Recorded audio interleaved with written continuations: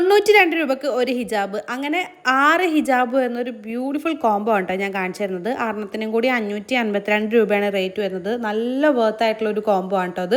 അതും നമ്മുടെ കയ്യിൽ എന്തായിട്ട് ഉണ്ടായിരിക്കേണ്ട കളേഴ്സാണ് ഈ ഒരു കോംബോയിൽ വന്നിട്ടുള്ളത്. ഇതേപോലത്തെ വേറെ കുറേ കളർ കോംബോസ് അവൈലബിൾ ആണ്. ഞാൻ പ്രൊഡക്റ്റിൻ്റെ ഡീറ്റെയിൽസിൽ ടാഗ് ചെയ്ത് കൊടുക്കാം.